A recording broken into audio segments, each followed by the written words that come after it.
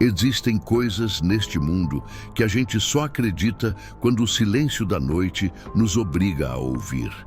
Eu sou um homem da terra, criado no interior, onde o céu é tão vasto que parece que Deus está olhando a gente de perto. Mas nem tudo que vem do céu é luz, e nem tudo que anda na terra tem corpo. Meu avô dizia: quem muito vigia à noite acaba sendo visto por ela. Eu não entendia, até aquela sexta-feira de Quaresma, em 1994.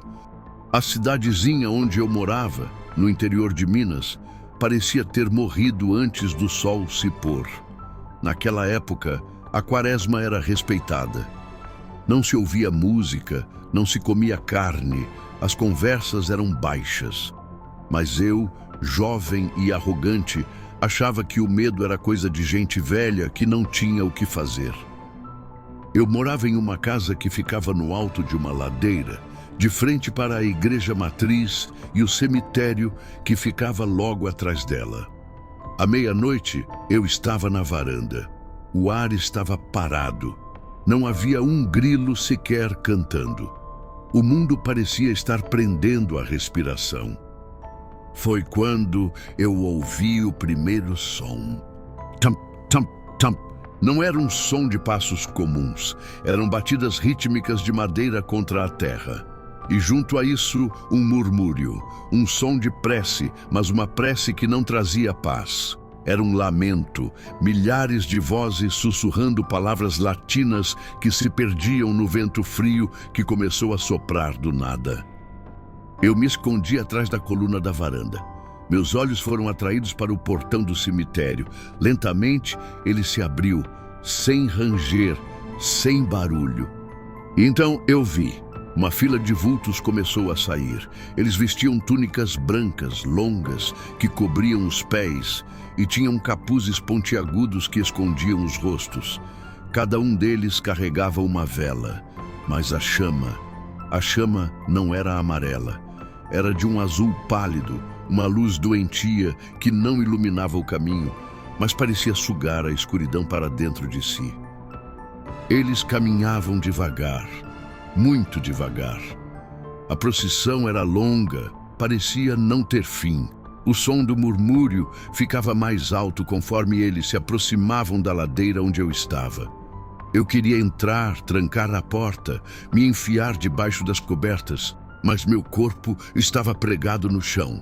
Meus olhos não conseguiam desviar daquele mar de luzes azuis. Conforme a procissão passava em frente à minha casa, o cheiro mudou. Não era cheiro de vela, era cheiro de incenso misturado com terra úmida. Cheiro de flores murchas de túmulo, um cheiro que grudava na garganta. Eu pude ver as mãos de alguns deles. Não eram mãos de gente viva, eram mãos ossudas, com a pele grudada aos ossos, da cor do pergaminho velho. Eles não tocavam o chão, eles flutuavam a um dedo de distância da terra. Foi quando um deles parou, exatamente em frente ao meu portão. O vulto virou o capuz em minha direção. Eu não vi olhos. Vi 2 buracos negros, profundos, que pareciam conhecer todos os meus pecados. O murmúrio ao redor parou. A procissão inteira parou. O ser estendeu a mão em minha direção. Entre os dedos esqueléticos, ele segurava uma vela longa, feita de uma cera escura, quase preta. Guarde esta luz para nós. A voz não saiu da boca dele. Ela ecoou dentro do meu crânio, como o som de 1000 folhas secas sendo esmagadas. Nós voltaremos para buscá-la na próxima sexta-feira de agonia. Não deixe que ela se apague. Eu, num transe que não consigo explicar, estendi a mão e peguei a vela. No momento em que meus dedos tocaram a cera, um frio insuportável percorreu meu braço, como se o sangue estivesse virando gelo. A figura voltou a caminhar. O murmúrio recomeçou. A procissão seguiu seu curso, entrando novamente na igreja, onde as luzes azuis foram se apagando uma a uma, até que restou apenas a escuridão e o silêncio absoluto. Eu entrei em casa, trêmulo. Corri para a cozinha e coloquei a vela sobre a mesa de madeira. Eu não conseguia parar de tremer. Minha mão Onde eu toquei a vela estava marcada com uma mancha escura. Eu dormi, ou melhor, apaguei por exaustão. Quando acordei com o sol batendo na janela, corri para a cozinha. Eu queria acreditar que era um sonho, mas na mesa, onde eu tinha deixado a vela negra, não havia cera. Havia um osso, um fêmur humano longo e amarelado, envolto em um resto de pano podre. Eu passei a semana inteira sem comer, sem dormir direito. O osso estava lá, no centro da mesa. Eu não tinha coragem de tocar nele e não tinha coragem de jogar fora. Eu sabia que eles viriam. Na sexta-feira seguinte, o silêncio voltou. Mais pesado, mais escuro. À meia-noite, o portão do cemitério se abriu novamente. O murmúrio recomeçou. Eu estava na varanda com o osso nas mãos, embrulhado em um lençol branco. Minhas pernas fraquejavam. Quando a procissão chegou ao meu portão, a mesma figura parou. Eu desci os degraus. Cada passo parecia durar uma eternidade. Entreguei o embrulho para o vulto. Ele pegou o osso. No momento em que suas mãos tocaram o tecido, o osso voltou a ser a vela negra, com a chama azul pálida. Você guardou a luz. A voz ecoou novamente. Agora a luz guardará você. Ele seguiu. A procissão desapareceu na névoa da madrugada. Desde aquele dia, eu nunca mais fui o mesmo. O cabelo que eu tinha ficou branco em uma semana. Eu nunca mais fiquei na varanda à noite. Dizem que a procissão das almas é formada por aqueles que morreram com dívidas espirituais, por aqueles que não encontraram o descanso porque ninguém rezou por eles. Eles andam para lembrar aos vivos que a eternidade é longa e o arrependimento é pesado. Hoje, quando sinto o vento frio de quaresma e o cheiro de incenso no ar, eu fecho as janelas. Eu acendo uma vela para os mortos na segurança do meu altar. Porque eu sei que no dia em que eu não puder mais segurar a luz para eles, eu serei um deles, caminhando na poeira, carregando uma chama azul que nunca se apaga, esperando por alguém que tenha a coragem de me vigiar na noite. A promessa quebrada e a noite sem fim. Meu nome é Elias. E a vida me ensinou que há promessas que não podem ser quebradas, não importa o tempo que passe. Eu cresci numa pequena vila encravada no Vale do Jequitinhonha, em Minas Gerais. Terra de gente sofrida, mas de fé profunda. E de histórias que sussurram no escuro. A história da procissão das almas não era apenas uma história para nós. Era uma verdade.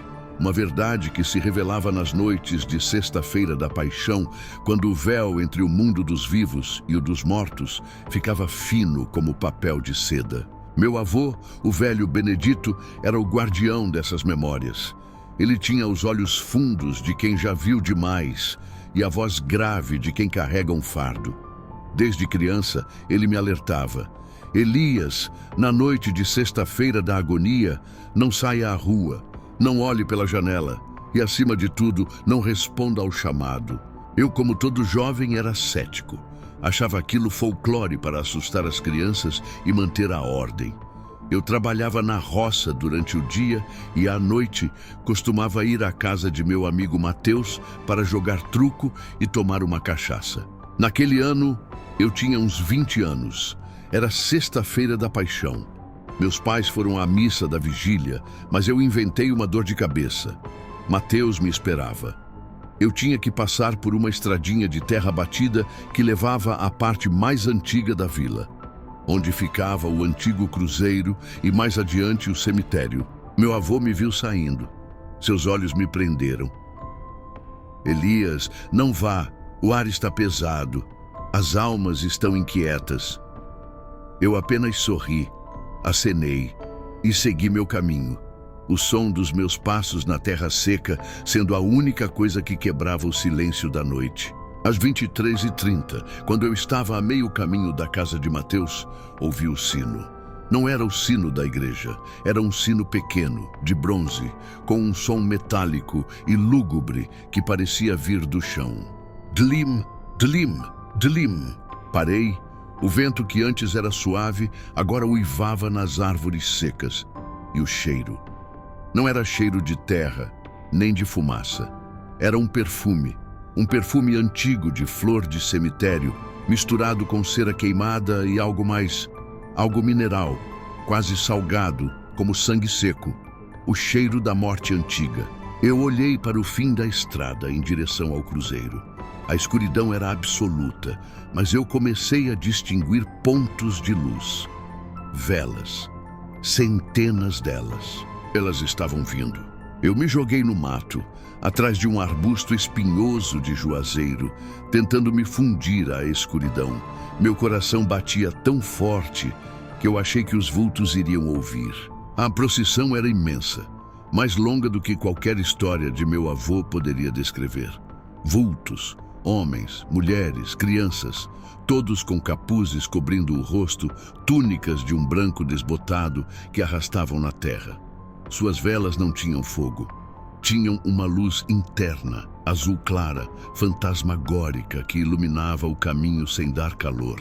O som do sino se intensificou, e junto a ele, o murmúrio. Um coro de vozes sussurrantes, de orações em latim, de lamentos e súplicas que pareciam vir de eras esquecidas. Eu vi detalhes que me fariam nunca mais dormir em paz. Os pés descalços, cinzentos, com a pele retesada sobre os ossos, deixando pegadas de orvalho no chão seco. Mãos esqueléticas, segurando rosários feitos de sementes secas que chocalhavam em um ritmo macabro. Alguns deles carregavam instrumentos.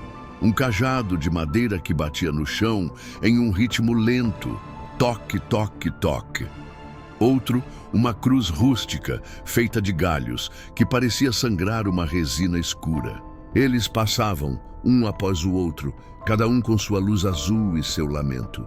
Eu podia sentir o frio que emanava deles, um frio que congelava a alma. O cheiro de flores de cemitério e terra úmida era sufocante. Eu me escondia quase sem respirar, esperando que aquele desfile macabro terminasse. Mas ele não terminava. Parecia que todas as almas daquele vale e de outros vales haviam se juntado para aquela noite. Foi quando um dos vultos, mais alto que os outros, com uma vela de chama azul mais intensa, parou. Exatamente à minha frente. Ele virou o capuz. Não havia rosto. Havia apenas uma escuridão onde os olhos deveriam estar e uma boca que não se movia, mas de onde a voz emergiu. Uma voz gutural, de ultratumba, que fez o chão tremer. Elias de Souza, você está nos vigiando. Meu sangue gelou. Ele sabia meu nome. Ele estendeu a mão em minha direção. Não era uma mão de ossos, mas uma mão etérea, translúcida, que parecia feita de fumaça fria. Na palma, ele carregava um pequeno terço feito de contas de madeira escura. Reze por nós e não nos abandone, não quebre a sua promessa. Eu não tinha feito promessa alguma, mas a força daquela voz, a energia daquele ser me paralisaram. Automaticamente, estendi a mão. Quando meus dedos tocaram o terço, senti uma dor lancinante, como se agulhas de gelo perfurassem minha pele. O vulto se virou e continuou a procissão. O som do sino recomeçou, o murmúrio das vozes retornou. E a procissão seguiu seu curso, subindo a ladeira em direção à igreja e, por fim, sumindo na névoa que subia do cemitério. Eu fiquei ali, jogado no chão, com o terço na mão. Meu braço doía. Cheguei em casa no raiar do dia. A vila parecia normal. As pessoas saindo da missa, o cheiro de café no ar. Mas para mim, nada era normal. Minha mão estava marcada. No lugar onde toquei o terço, havia uma mancha escura, como uma queimadura de frio. Meu avô me encontrou, seus olhos fixos na minha mão.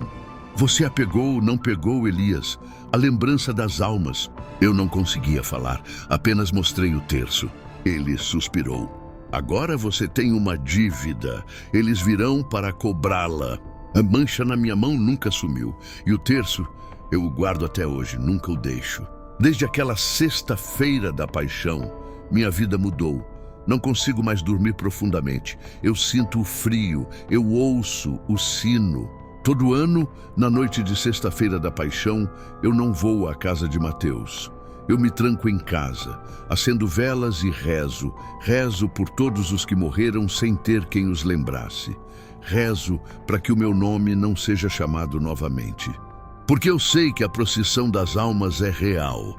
e que eles estão sempre procurando por alguém que se lembre deles, por alguém que reze. E eu, com minha promessa quebrada de um dia cético, fui marcado. Eu sou o vigia. Eu sei que um dia eles virão para me levar, para me juntar à procissão, a carregar uma vela azul e a cantar um lamento no meio do sertão. E não haverá arbusto que me esconda, porque a promessa foi feita, e a promessa, no mundo deles, nunca é quebrada.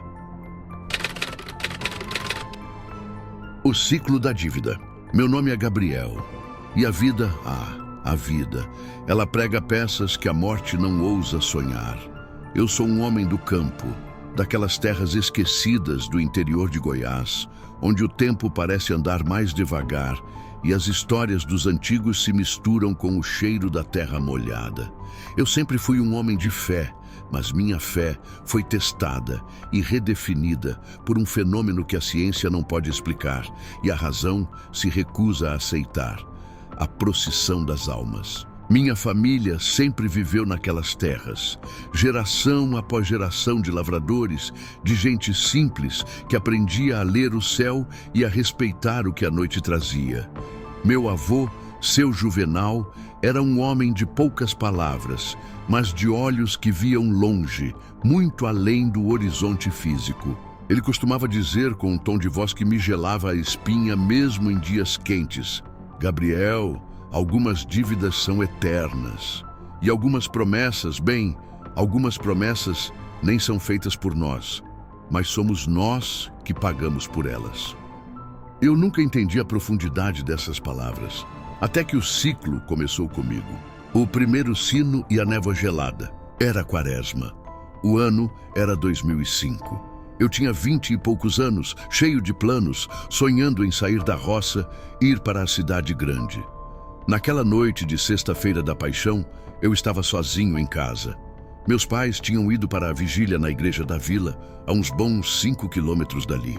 Eu, com a rebeldia da juventude, preferi ficar dizendo que tinha que cuidar da propriedade. A verdade é que a missa me entediava. Por volta da meia-noite, um silêncio pesado caiu sobre o vale.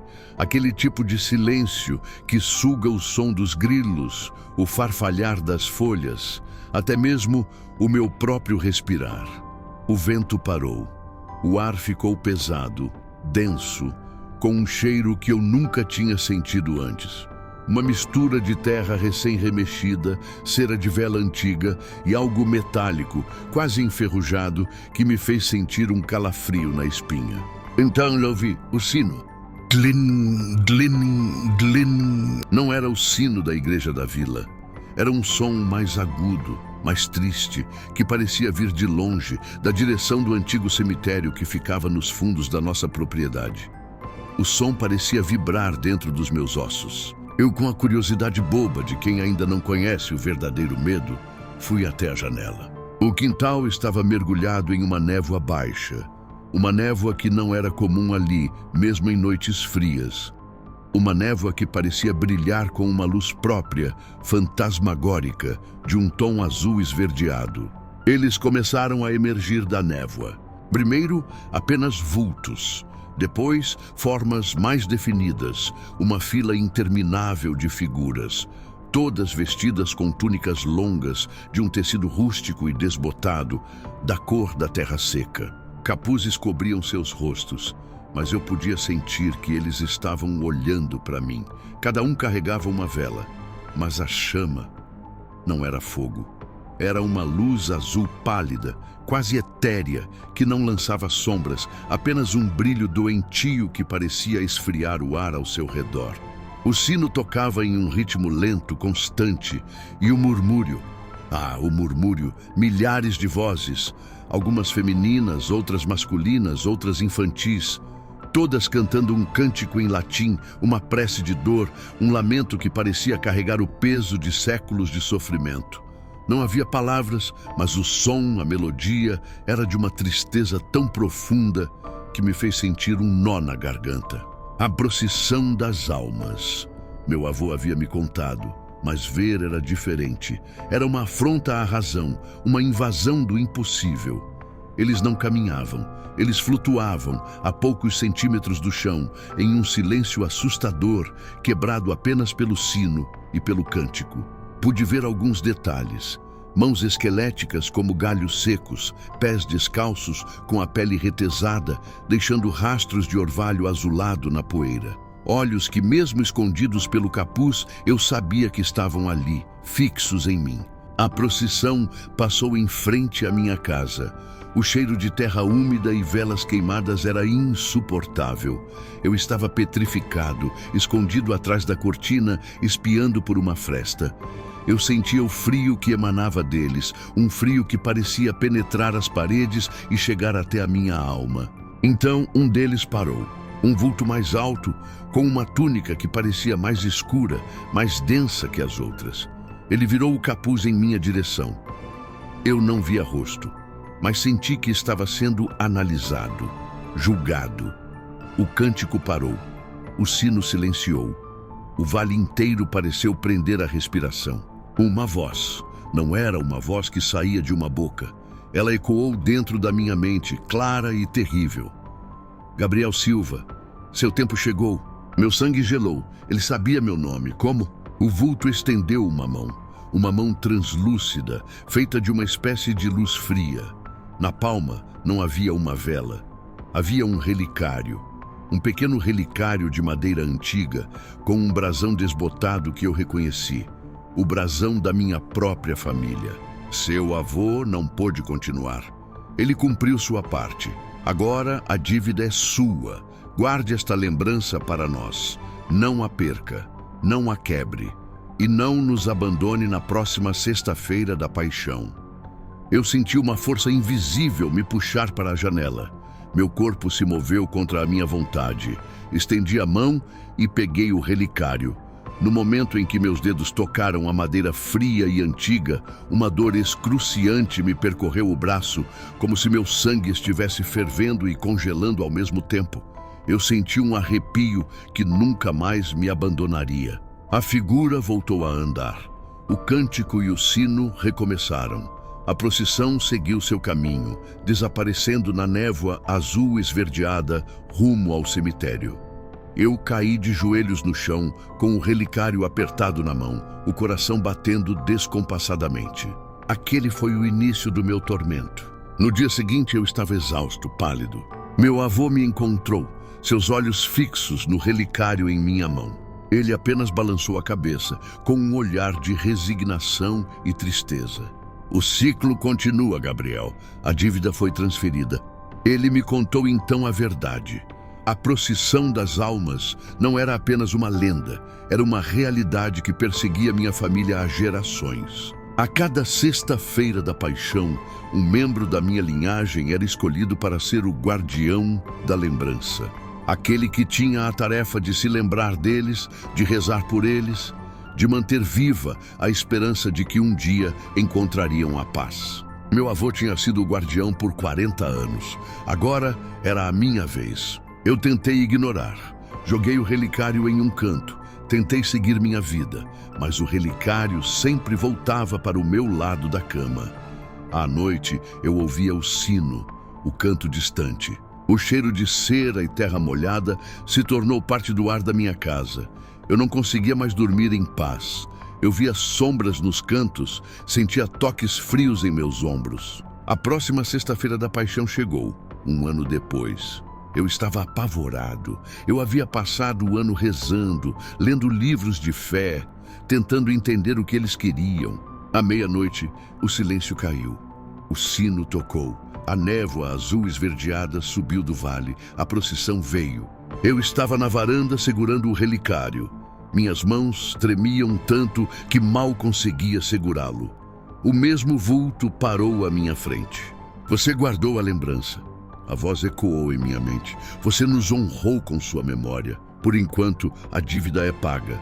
Ele fez um gesto, e o relicário em minha mão brilhou com uma luz azul pálida por um instante antes de voltar à sua opacidade.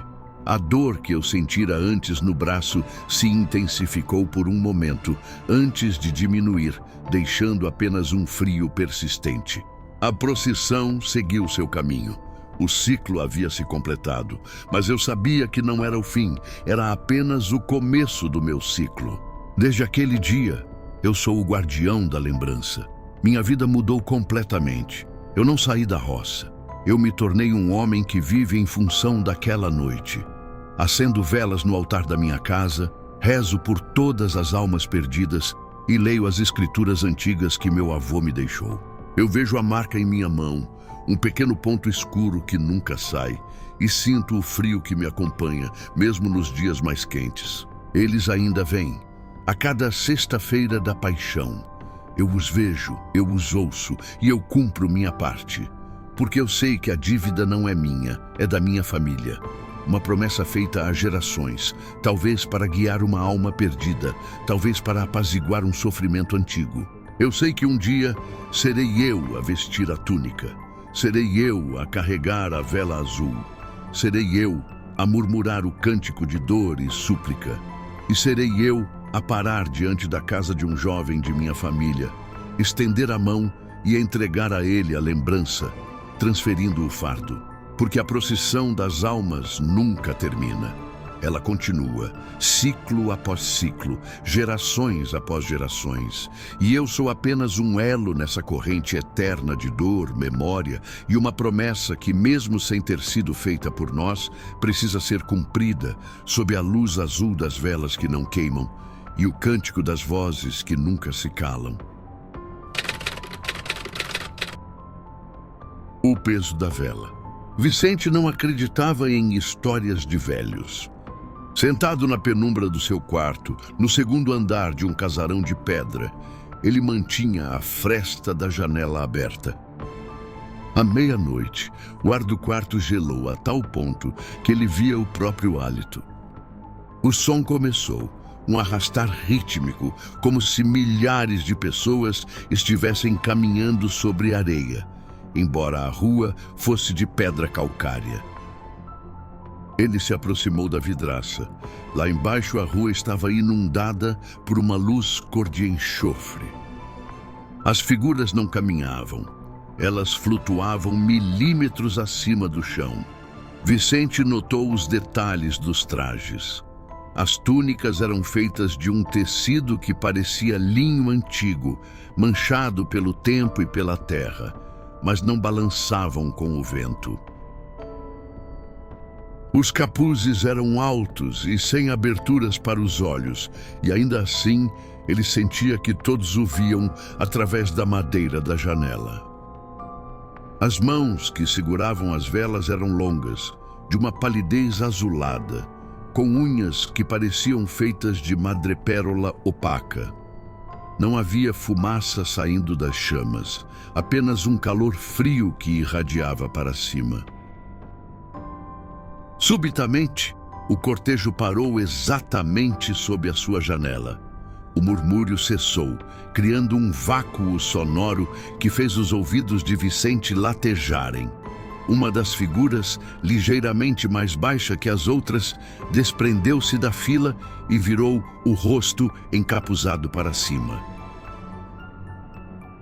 Vicente, paralisado pelo terror, não conseguiu recuar. A figura estendeu o braço. A mão era fina e nela brilhava uma vela longa e branca, cuja chama pulsava como um coração. Num transe hipnótico, Vicente sentiu o braço mover-se contra a sua vontade. Ele abriu a janela. O cheiro de terra molhada e incenso antigo invadiu o quarto. "Guarda-a até o meu retorno." Uma voz soprou dentro da sua mente, não como som, mas como uma memória antiga. Ele aceitou a vela. No momento em que os seus dedos tocaram a cera, a figura voltou ao cortejo, que retomou a marcha acelerada em direção ao cemitério. Vicente ficou ali, segurando a luz que não queimava a sua pele, mas que parecia pesar quilos. A chama iluminava o quarto de uma forma estranha, revelando sombras de móveis que ele não possuía. Assim que o último vulto atravessou o muro do Campo Santo ao longe e o relógio da matriz bateu as 2 badaladas, a luz da vela apagou-se instantaneamente. O peso na mão de Vicente mudou. O que era macio e ceroso tornou-se duro, frio e poroso. Ao acender a luz elétrica do quarto, o grito ficou preso na sua garganta. Ele não segurava uma vela, mas sim um fêmur humano, amarelado e marcado com o nome de um antepassado seu que morrera décadas antes. Naquela noite, Vicente entendeu que a procissão não apenas passava pela cidade, ela recolhia as promessas não cumpridas. Agora ele teria de esperar um ano inteiro, com aquele osso sob a cama, até que a procissão voltasse para reclamar o que era dela. E talvez levá-lo junto para carregar a próxima luz.